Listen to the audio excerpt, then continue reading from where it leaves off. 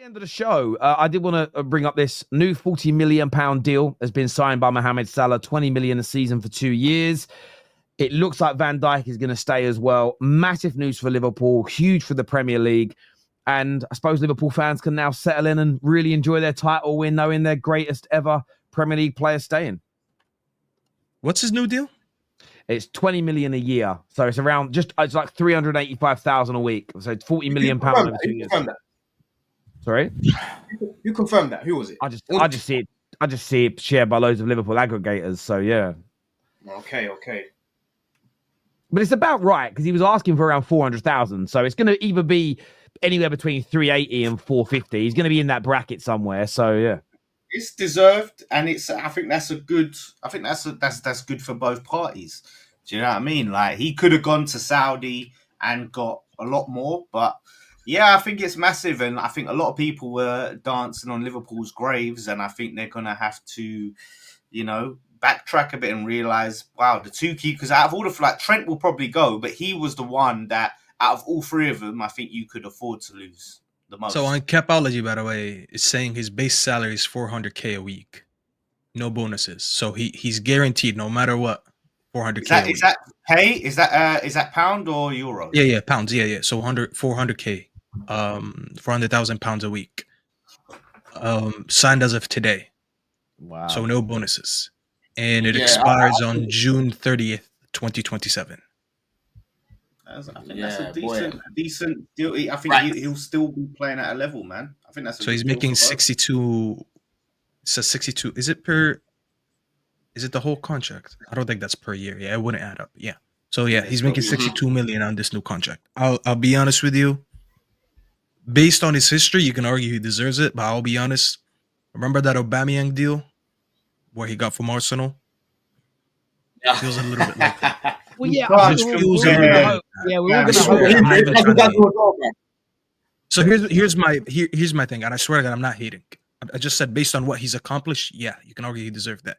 Every player has a point where he starts declining. I think with the stats that he put this year, I think they were magnificent. I think they overachieved because when I look at the performances, I don't think they really match what I see with my with the numbers he put. So the numbers are massively overachieving the performances. He's got like over 65% of their GNA this season, which is insane for one player to do all that for one club. The likelihood is that he won't replicate that next year. And I've had streams with Liverpool fans. I spoke with Tom. I spoke with others. Spoke with Hossein. They agreed with me when I said it is more likely that next year he will be worse than this year. It's just a matter of how much he's going to drop off by. Sam, as an example, said if he gives us 70% of what he gave us this year, that's still a very good Salah, and I agree with him. I just think that it reached a point where every good player has a point where he starts declining, and you start saying, do I put all my money in this player, or do I get over my fandom and I don't focus so much on how much he achieved for my club and start pumping in some new blood and using that money to rebuild the team? That was the decision that Liverpool had to take right now. They clearly chose to go with 2 more years of Salah. I don't think it will be worth the money next year. It doesn't take away anything he's achieved. It has nothing to do with this season. I just find it very hard to believe that a player at his age who will decline physically, just how every player when their age happens, that he will be worth 400K when he doesn't give you 65% of the GNA next season. I'd like to be proven. No, it is. Yeah, it would have been. It would have been a massive, it would have been a massive failure for them if they obviously lose out on Trent and then Salah ends up leaving as well. Because let's say he carried on turning up, Staffy, yeah, and like Liverpool fall off next year. Because you're right, bro. Like he's literally put up their most numbers. If you look at how many goals the rest of their team scored in the past, how many months, 2-3 months, it's nothing in comparison to him. You know what I'm saying? And overall in the season as well, right? But yeah, he's starting to fall off the way he normally does towards the end of the season. He'll probably start to turn up before you continue, let me just add one more thing. I'm sorry. I forgot to mention this. I've seen this guy that got shut down twice today in their most important games in the season. One was a cup final, and one was their knockout round against PSG. The guy actually can't perform in big games anymore like he used to. I mean, he was never that type of guy that performs in finals and all that stuff anyways. But it only gets worse for you. Like your highest player, one of the highest paid players in the league right now, is easily lockable in certain games. We've seen enough evidence of it. So when Even I say against that, Fulham. I'm not hating. I'm telling you what I've seen this season.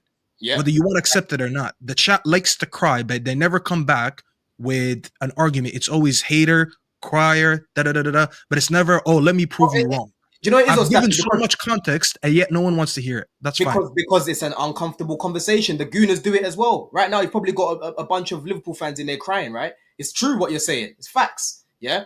Next season, I don't see Salah replicating this season, bro. This season has been Yeah, unbelievable. but he doesn't have to. Though. He doesn't have to replicate. Hold on, Lawless, bro. Hold on, Lawless. Yeah, bro. Of course he has to, bro. This guy's literally got most of, bro. They need to sort out their attack because number one, they haven't got a striker.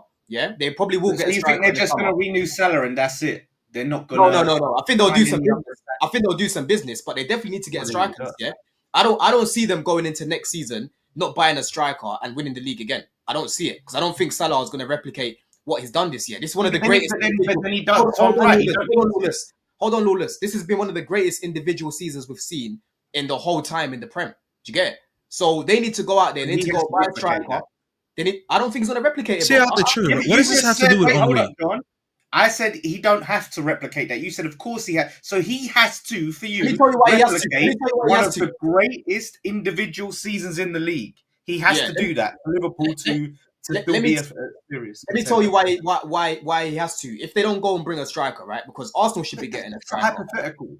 Arsenal should be getting a striker. Chelsea should be getting a striker. Hypothetical. Right? It's not a hypothetical, bro. Arsenal should get a striker. Let me ask you a question then. Do you think that Arsenal and Chelsea will go into next season without a striker?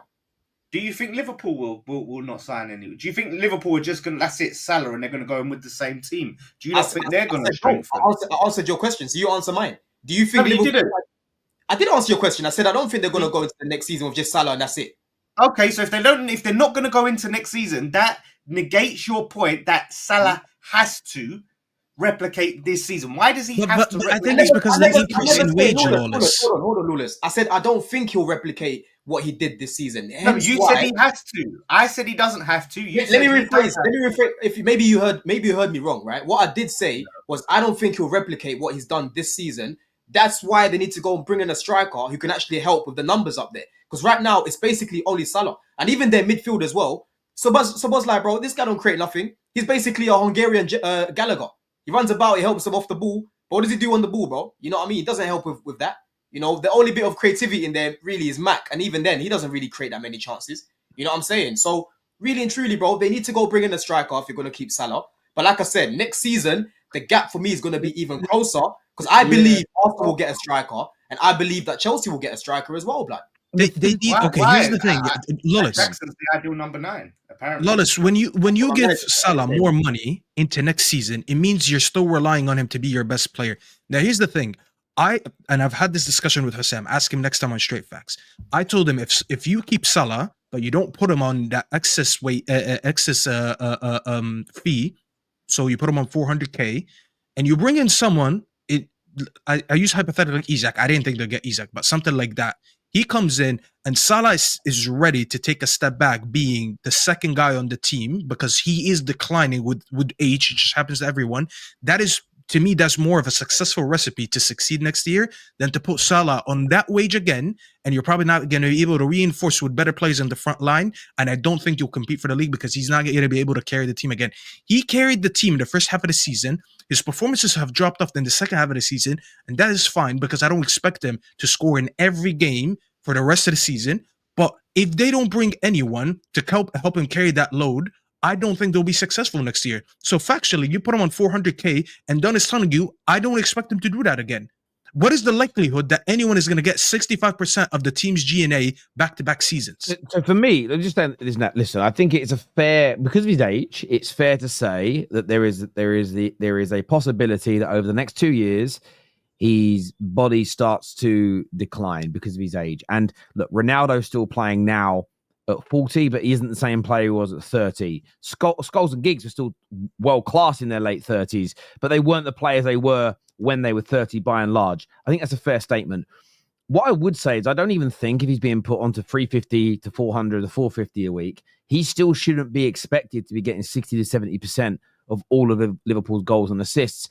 they have to go out and still. I mean, they have stated via the press and the Liverpool that they are going to try and still get Isak, and it may not be him, but they need to bring someone else in to support Mohamed Salah, because I think what this deal represents, it's if most they need an Isak, a Gyökeres, an Osimhen anyway. If Mo Salah stays or leaves, they still needed that. Mo Salah staying now means they have a brilliant player that understands the club, who's still got a lot to offer. Yes, he's being paid a lot of money. I think by and large he's worth it, especially from a commerciality perspective. He's worth so much money. He's got such great pull in that area. They still need to go out. Now, though, they can bring in that striker, and there's 2 players to bear that load. And the hope, if they get this right, and Edwards being there, I think will help them, is that they now have 2 years to get that striker, to get that long-term replacement for Mo Salah sorted, so they can have a little bit of a transition period rather than it just be cold turkey. He's gone. They need that number 9 anyway, and they've got to find the Mo Salah replacement, and equally try and do something they haven't done for 40 plus years, which is defend the league title. And that's what I like about this deal. I hate the fact he's staying as a Man United fan, but with him and Van Dijk staying, there's no playing down. Oh, we can't be expected to retain our league title. We lost our 3 best players. Well, no, you've kept 2 of them, and you're probably going to spend big. I like the fact that Liverpool are going to have no excuse but to be considered maybe the favourites to retain their title. So there's an element of pressure there, which I think is, again, that for me is a nice bit, because if they would have lost those players and brought in some average guys to replace them, yeah, it would have been fun if they don't retain their title. But they do have a really good get out as fans. Well, our club was stupid and let those players leave. They don't have that anymore. So there's much more pressure now on Slot and the team to repeat and retain their title. So yeah, look, game on. But I do think it's good. I think it's a good bit of business. I do. The other Liverpool players will look at it and go, "Damn, Trent, that Van Dijk, Salah gone." Like that would have had an impact, I think. And this, I think, has brought some positivity. I've got some breaking news here, and when Staffy reads it, he may just get wet trousers.